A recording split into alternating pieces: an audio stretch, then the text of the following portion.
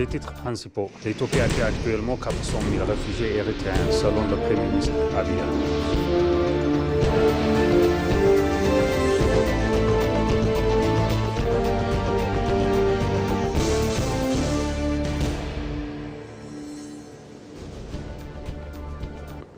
Le ministre des Affaires étrangères, Gédéon Timotheos, a insisté que l'Éthiopie progresse de manière constante en mettant en œuvre une politique étrangère non alignée.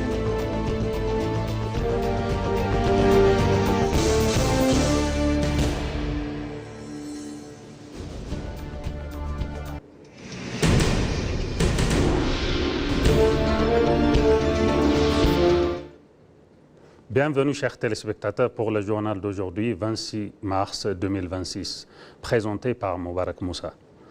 L'Éthiopie accueille actuellement 400 000 réfugiés érythréens, selon le Premier ministre Abiy Ahmed. Il a précisé que le pays a déjà accueilli 1,3 million de réfugiés de divers pays, dont des Érythréens. Il a également souligné que si l'Éthiopie parvient à bâtir son pays dans le respect des traditions, elle pourra obtenir des résultats exemplaires, non seulement pour ses citoyens, mais aussi pour les autres. Il a rappelé que l'Éthiopie est le deuxième pays le plus peuplé d'Afrique et le deuxième du monde, et a expliqué que cette population nombreuse et sa vaste territoire peuvent être le terreau d'un changement profond à condition d'être gérés avec une planification et des efforts adéquats. Le Premier ministre a ajouté que les ressources naturelles et le dynamisme de l'Éthiopie peuvent être exploités avec un minimum d'efforts pour engendrer une transformation nationale majeure. Il a indiqué que l'Éthiopie n'est pas seulement un pays d'accueil pour les réfugiés du monde entier, mais aussi un pays capable et potentiel de contribuer à la communauté internationale. Il a également souligné que la nécessité de travailler ensemble et en partenariat pour bâtir une Éthiopie bénéfique à ses citoyens et à ses voisins. Le Haut Commissariat des Nations Unies pour les réfugiés a reconnu à plusieurs reprises que l'Éthiopie accomplit un travail exemplaire et remarquable de la gestion des réfugiés.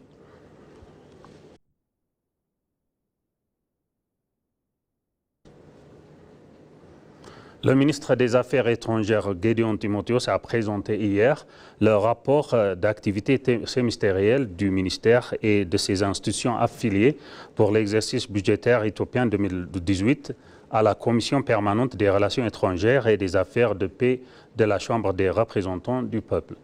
Le président de la commission permanente, Dimanago, a noté que la commission, par le biais de divers mécanismes de contrôle, a vérifié que le ministère a déployé des efforts substantiels au cours de l'exercice budgétaire pour défendre les intérêts nationaux et réaliser des progrès tangibles dans de nombreux domaines de la diplomatie.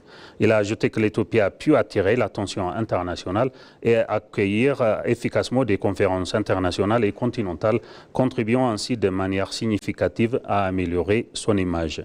Le ministre Gédéon a pour sa part souligné que durant la période considérée, des engagements diplomatiques majeurs ont été menés, forçant la visibilité et la position de l'Éthiopie au sein d'instances telles que le G20, les BRICS et d'autres institutions internationales, continentales et régionales. Il a également insisté sur le fait que l'Éthiopie progresse de manière constante en mettant en œuvre une politique étrangère indépendante et non alignée qui protège fermement ses intérêts nationaux.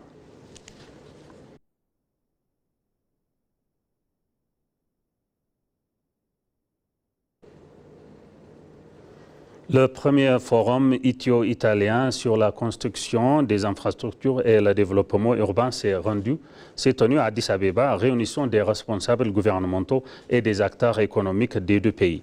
À l'occasion, le ministre des Finances, Ahmed Shide, a souligné que les réformes macroéconomiques engagées par l'Éthiopie ont permis de créer un environnement propice et attractif pour les investisseurs internationaux. Il a indiqué que les entreprises italiennes enregistrent déjà des résultats concrets, notamment dans le domaine de la construction et de la fourniture d'équipements. Ahmed Shide a par ailleurs souligné les efforts déployés par l'Éthiopie pour développer des infrastructures modernes et un environnement favorable aux affaires, précisant que Addis Abeba s'impose progressivement comme une destination privilégiée pour les investisseurs étrangers. De son côté, l'ambassadeur d'Italie en Éthiopie, Sem Fabrizi, a salué la coopération historique entre les deux pays et le développement rapide des infrastructures de la capitale. Il a exprimé sa confiance quant au rôle du forum dans le renforcement des partenariats et la poursuite de la collaboration entre l'Éthiopie et l'Italie.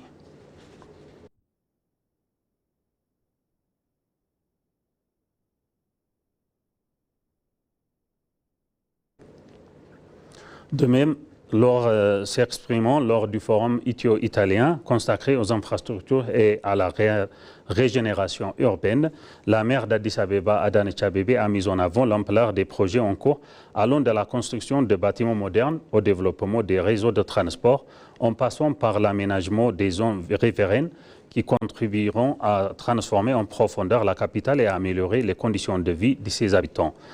Elle a affirmé que la ville s'engage dans la construction d'un environnement urbain à la fois inclusif, agréable et compétitif à l'échelle internationale, en veillant à ce que cette transformation bénéficie à l'ensemble de la population. De son côté, l'ambassadeur d'Italie en Éthiopie, Sem Fabrizi, a salué le rythme soutenu de développement d'Addis Abeba, soulignant que peu de villes dans le monde connaissent une telle intensité de chantier. Il a par ailleurs mis en avant la solidité des relations entre l'Éthiopie et l'Italie, s'exprimant sa confiance dans le fait que ce forum permettra de renforcer les partenariats, d'encourager les investissements et de consolider la coopération dans les domaines des infrastructures et du développement urbain. Organisé par le ministère italien des Affaires étrangères et de la coopération internationale, représenté par le vice-ministre Maria Tripodi en collaboration avec l'ambassade d'Italie à Addis Abeba et l'Agence italienne pour le commerce, cet événement de haut niveau a rassemblé des responsables gouvernementaux, des acteurs clés ainsi que des dirigeants du secteur privé éthiopien et italien.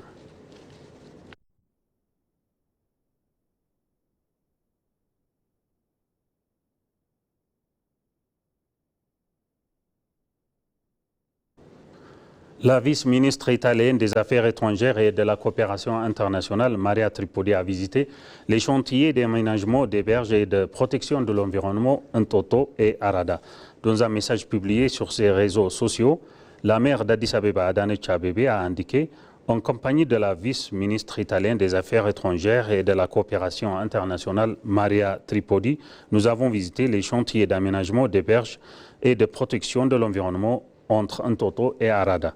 Elle a également annoncé que cette visite s'était déroulée en marge du premier forum italo-éthiopien sur la construction, les infrastructures et les réaménagements urbains qui se tient actuellement à Addis Abeba. Je tiens à remercier Maria Tripodi pour cette rencontre fructueuse, a ajouté la maire d'Addis Abeba, Adanecha Abebe.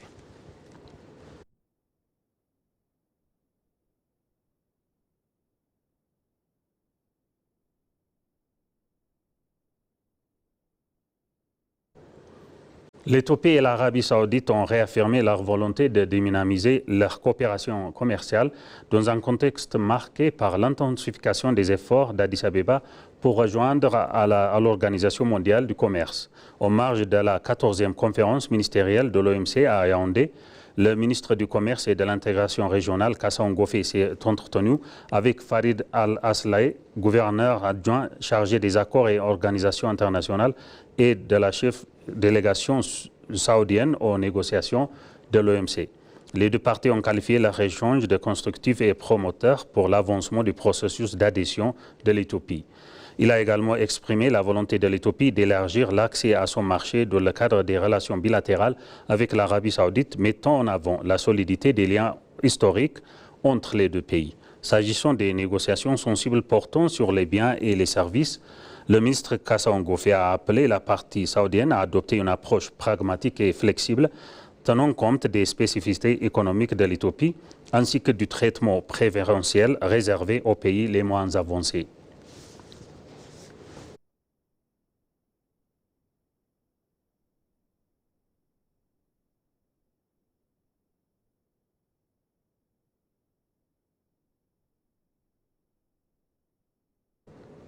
Le président de la Commission de l'Union africaine, Mahmoud Ali Youssouf, a nommé Jakaya Mrisho Kikwete, ancien président de la République de Tanzanie, en tant que représentant pour la Corne de l'Afrique et la mer Rouge. Le représentant travaillera en étroite collaboration avec les partenaires régionaux et internationaux concernés, notamment l'autorité intergouvernementale pour le développement IGAD, la Communauté d'Afrique de l'Est, la Ligue des États arabes, les Nations unies et d'autres partenaires, afin d'assurer la cohérence, la complémentarité et l'efficacité des efforts collectifs déployés pour promouvoir la paix, la stabilité et la sécurité. Le président exprime sa pleine confiance dans l'expérience, le leadership et la sagesse du président Kikwete qui contribueront de manière significative à soutenir les pays de la région ainsi que les mécanismes régionaux et internationaux compétents face aux défis actuels et à la promotion d'une paix, d'une stabilité et d'une prospérité durable.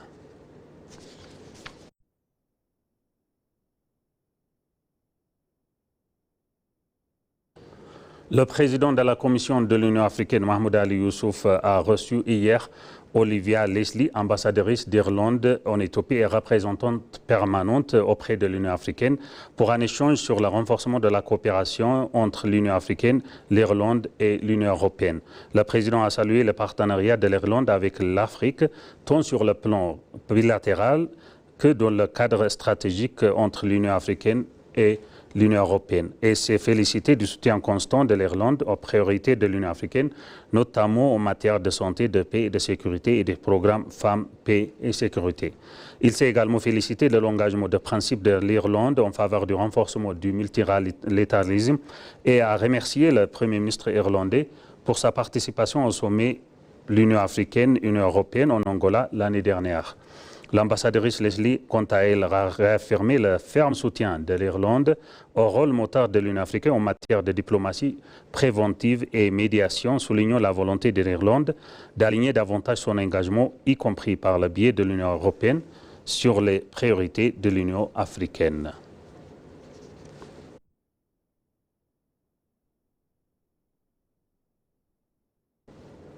Et maintenant, je vous rappelle les titres principaux. L'Éthiopie accueille actuellement 400 000 réfugiés érythréens, a déclaré le Premier ministre Abiy Ahmed.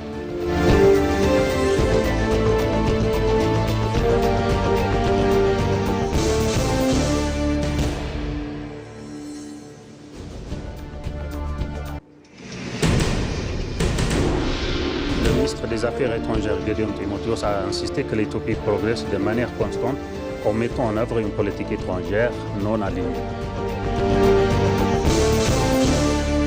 Ainsi s'achève notre journal d'aujourd'hui, chers téléspectateurs. Merci pour nous avoir suivis.